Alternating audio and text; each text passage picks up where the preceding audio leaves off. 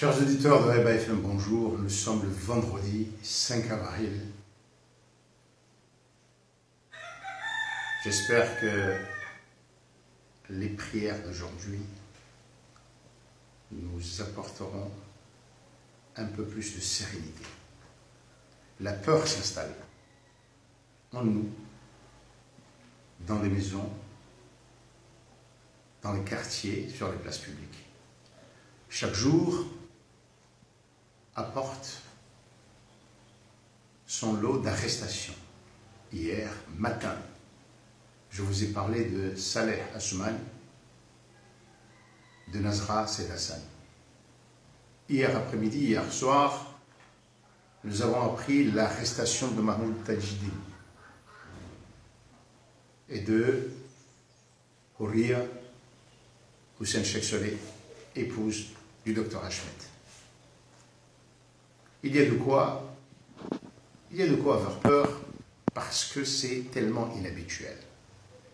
Il y a de quoi avoir peur parce qu'il n'y a aucune explication. Il y a de quoi avoir peur parce qu'on se dit qui. Et c'est justement là qu'il faut que chaque citoyen, chacun de nous, et plus particulièrement les associations de la société civile, celles qui parlent de droits de l'homme, assument leur rôle de citoyens conscients de leurs droits.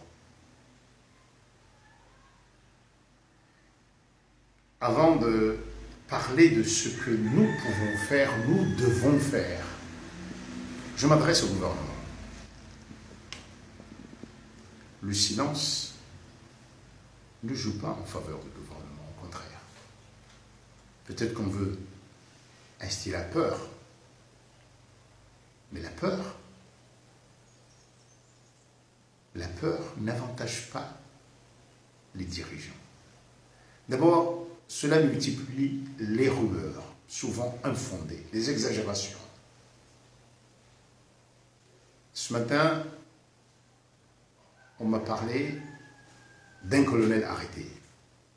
Après vérification, il est à l'étranger depuis quelque temps. Voilà.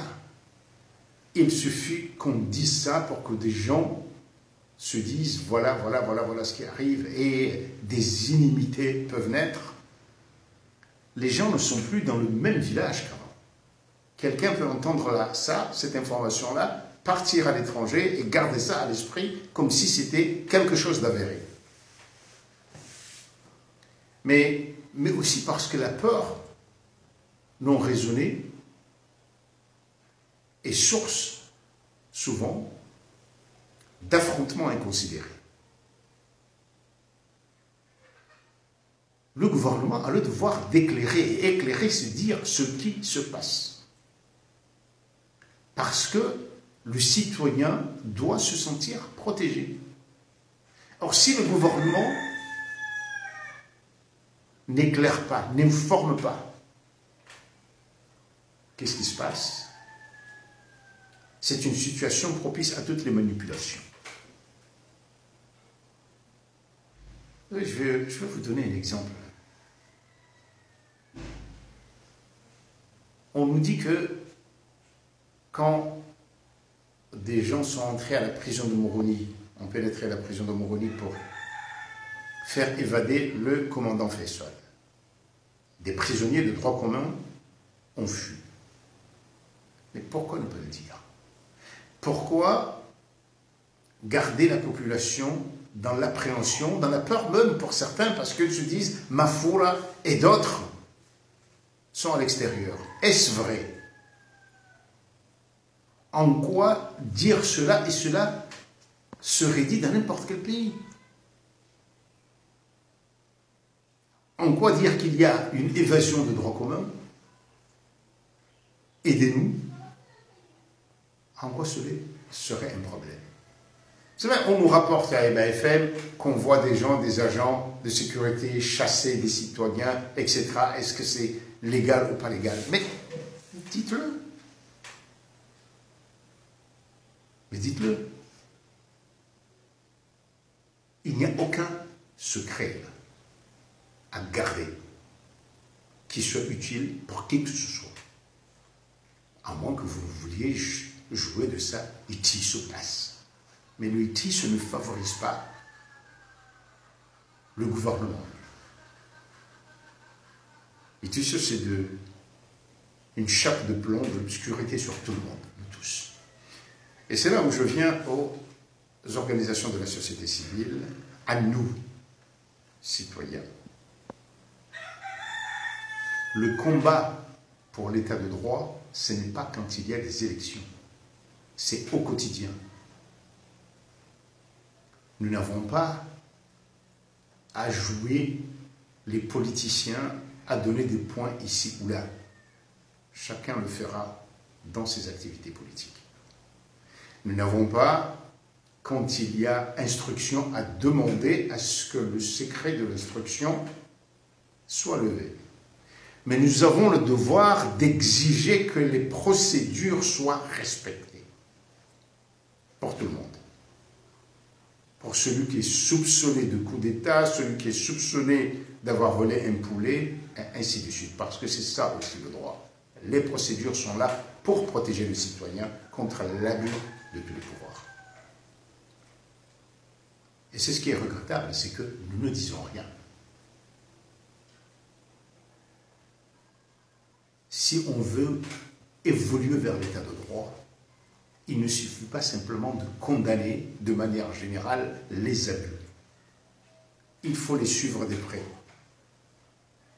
Il faut de la détermination, de la pugnacité dans ce combat citoyen. Bien sûr, il arrive que les gouvernements se disent « mais qui c'est celui-là? On va lui montrer ». C'est ce qu'on a fait au journaliste Toufé, qui s'est senti suffisamment menacé pour quitter le pays. Nous avons perdu un grand élément. Mais nous devons être là parce que ce devoir d'éducation, nous le devons à nous-mêmes, nous éduquer, à nous intéresser, à nous battre pour nos droits.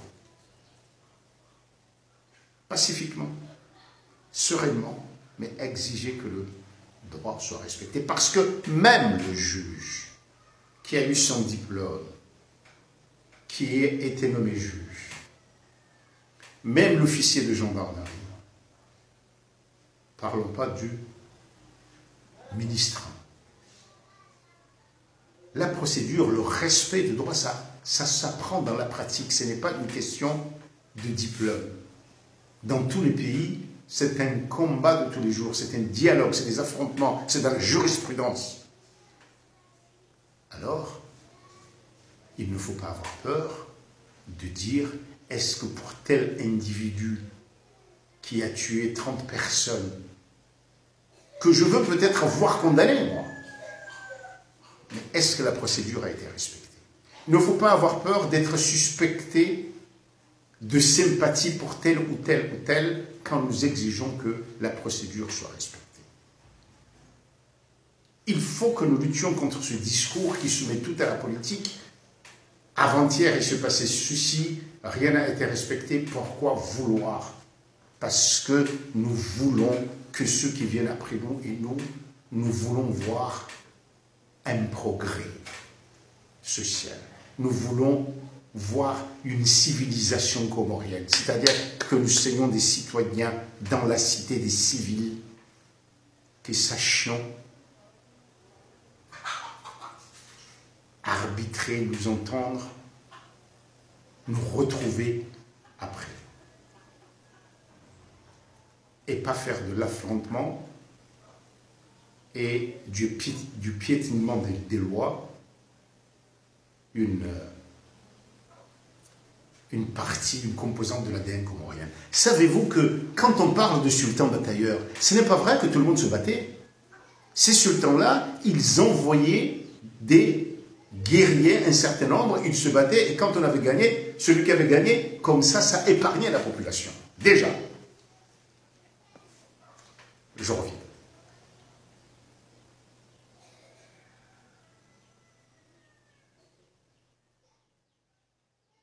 Ce matin, on nous a dit, Shamsuddin Ahmed, l'un des directeurs de la cible, était arrêté.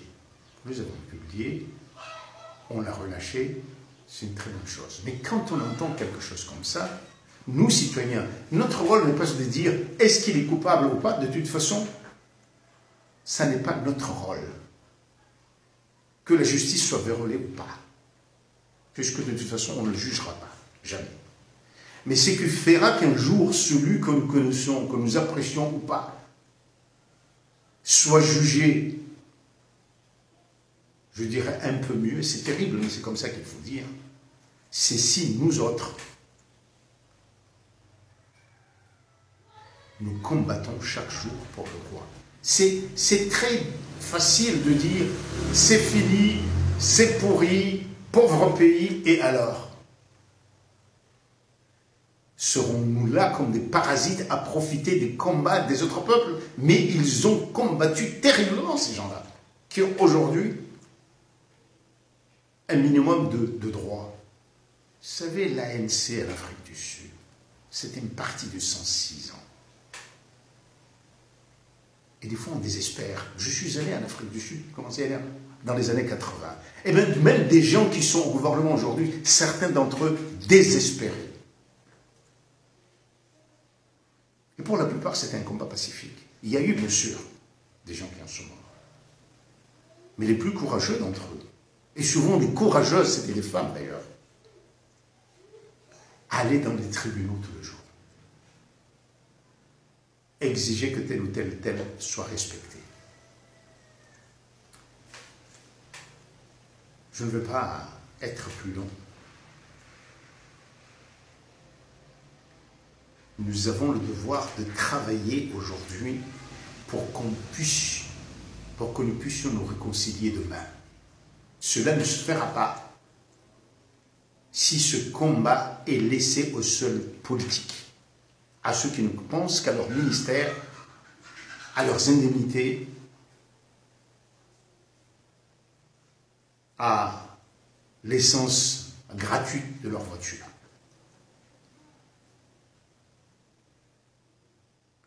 Défendre la procédure, le droit, c'est aussi le défendre pour celui qu'on n'aime pas, qu'on déteste même,